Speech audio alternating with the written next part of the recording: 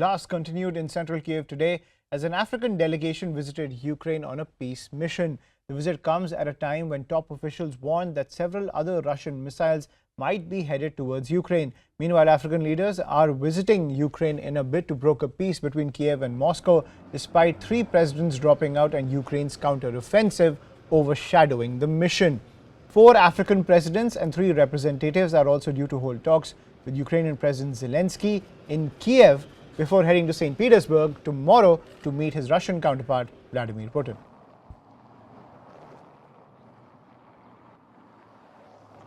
Every peace plan should not lead to freezing of the conflict, because those who think that the urgent task is to freeze the conflict and then to see how to fix it afterwards, they are wrong.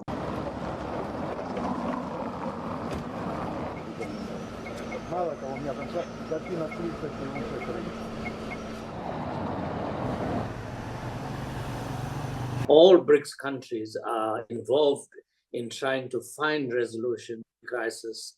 And this is a collective of the BRICS. It was discussed and welcomed by all parties, including friends of BRICS. And I think this again demonstrates BRICS' commitment to see an end to the conflict and a negotiated settlement. Most recently announced African leaders initiative involving 6 African countries, including South Africa, with President Ramaphosa leading us in a visit very soon to both Ukraine as well as Russia, and as African leaders to see how we can also try and mediate in finding a diplomatic solution to the Russia-Ukraine crisis.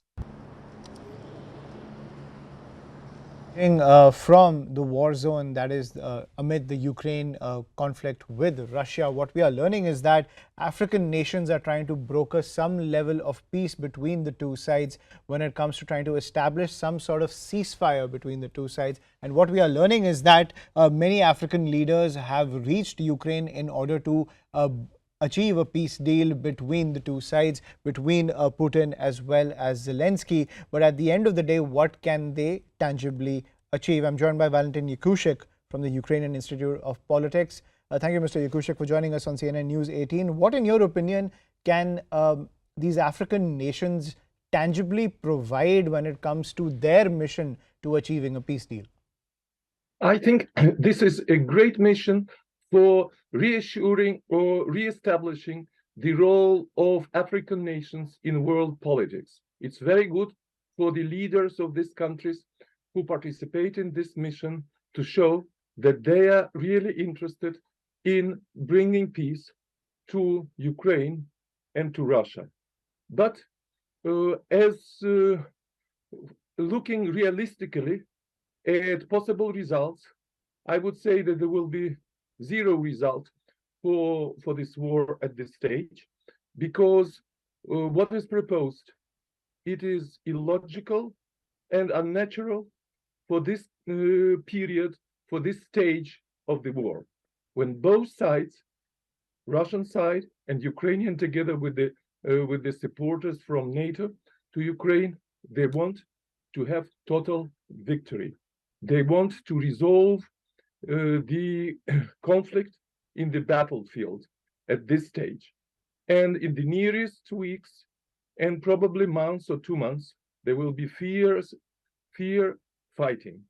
What the African leaders are proposing, from what we hear through mass media, it will be assessed in Russia, but not probably said openly, as a surrender, as capitulation, because Russian leadership, it wants to impose its views, its ideas on Ukraine totally, which presupposes Ukrainian neutrality, Ukrainian demilitarization, Ukraine being outside the Western alliance, EU and NATO, which is totally unacceptable for the Ukrainian state now. So what will be? Good visit good views, exchange of views between African leaders and Ukrainian leader, and exchange of views with Russian leader. And I think the real result will be that the African leaders, together with the Indian leader and with Chinese leadership, they should start thinking together how to produce a joint peace plan, not idealistic one, but a practical one. Now we heard a lot of such plans which want to impose peace on two nations who are fighting with each other after Russian invasion in February last year. So the third world countries, non-Western countries, the global South should act together by analyzing what was proposed by Brazil, by Indonesia, by South Africa, by India, Turkey, China, and to create their own vision how such nations, European nations, as Ukraine and Russia, and the European Union and the United States can move forward towards a compromise peace which will create real security for Europe, for Ukraine, for Russia, and how to help Ukraine to get reunified as a Ukrainian democratic and pluralistic state, and how Russia to avoid being dismantled, being destroyed as a state, as now we hear sometimes from several politicians that this is the plan.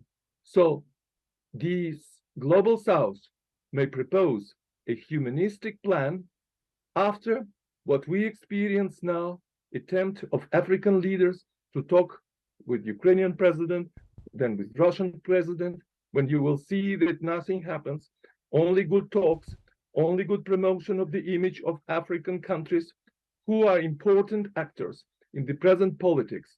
After this, there should be big work. Maybe India can be organizer of such joint efforts to work out an alternative program from the South as to bringing peace to Eurasia and to avoid similar conflicts worldwide, because it may be only the start of the tragedy. Now we see Ukrainian tragedy and Russian ordinary people's tragedy. How to avoid nuclear use of nuclear tactical weapons, how to avoid tragedies of ecological catastrophes, because now during this current fighting, it may take over the Zaporizhia nuclear power station, which will be a new Chernobyl, much worse than Chernobyl. It should be avoided. So please look what you can put forward as your plan and how to work out real steps for compromise solution. Hopefully, after this month or 2 months of fierce fighting, there will be a place for the southern nations, for the global South, to explain your practical and realistic plans and to start implementing some elements of this step by step. Right, but Mr. Yakushek, when it comes to the peace outreach that we are seeing from these African nations, let's talk about the current situation in the war zone and the situation between Ukraine and Russia. Given the creation of the buffer zone where there is constant conflict, where there's constant fighting, Russia expands its footprint, then Ukraine expands its footprint. There is the creation of a buffer zone between Ukraine and Russia.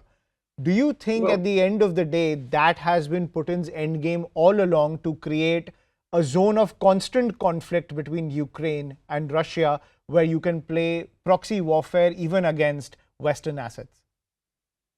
Well, Ukrainian plan is to create buffer zone on the Russian territory. If Russia is defeated, then it will be the plan to impose a buffer zone on the Russian side of the border. And also, Ukrainian leaders have explained that they would like some kind of control over Russian strategic weapons. So this is one plan, Ukrainian plan and Western plan.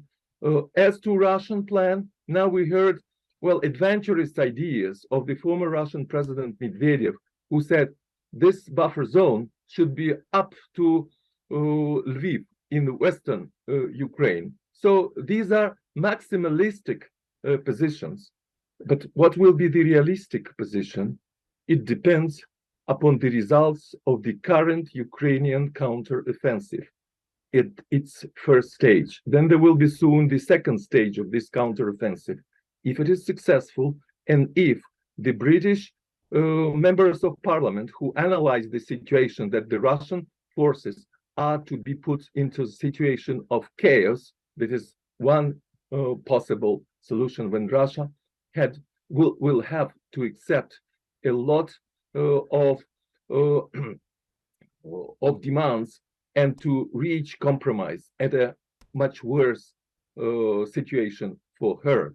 And when even such a wise person as Henry Kissinger, a strategist, he said at the end, the compromise will include only leaving Sevastopol to Russian state. So even Crimea, they would not be able to claim under any conditions.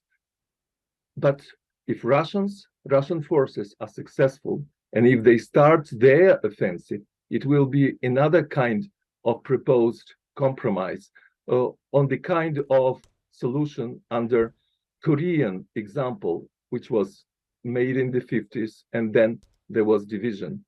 We do not know what will happen, and I'm sure that there is no possibility for any implementation of any peaceful plan now in June and July. After this, we will see what can happen, what may be changes in the leadership in Russia, because there is a lot of attempts to undermine the unity of Russian elites, the unity of their armed forces.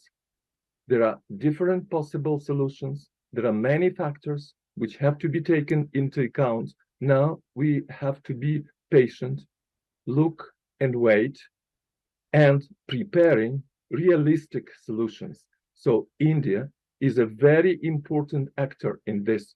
With your humanistic history, your humanistic philosophy, you can do a lot to join your efforts together with Africans, with Brazilians, with Chinese, and propose something actual and workable on the basis of fair approach to establish real peace and to let Ukrainian nation to be reunified under democratic and pluralistic rule.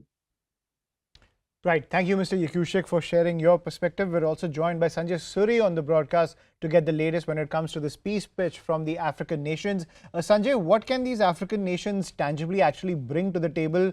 Is this push that's coming in from many members of the African Union nothing more than a battle of optics? Well, it is a little more than that, though it is not likely to achieve any success or any breakthrough by way of bringing peace. It's likely to have, as we were hearing, and as I would agree, I'm afraid, a zero result. What Africa has brought is a show of impartiality and neutrality. You have South Africa and together with Senegal, and these two have been inclined to be supportive of Russia, together with the Comoros Islands and with Zambia, who voted against Russia. You also have delegates from Uganda and Egypt. Again, Uganda soft on Russia, Egypt took a harder position, clearly an attempt to show neutrality. But really, this visit coming at the time when Russia has been raining missiles on Kyiv and in the area where the African delegation were, on that day they were visiting, at the time they were visiting, and this of course is hardly encouraging of peace. And the Ukrainian Prime Minister Kuleba was quite right, of course, when he said and when he tweeted that, well, Russia seems to want war because he has a peacekeeping mission underway under missiles. But really there is more than the peacekeeping attempt here. Africa is looking for grains, it is looking for fertilizer, and these two have been blocked by the war. It is looking in a limited way and to a limited extent, and most understandably, for some sort of a solution that enables more free flow of grain to African nations, more flow of fertilizer to African nations. And let's not forget, a lot of African nations are poor. A lot of people live on the margins, farmers live on the margins. This is their lifeline that has been severely threatened. It's not about lifestyle issues in Africa, it's about life issues. And this is what really the leaders are looking for through this visit to Ukraine and then to the Russian Federation.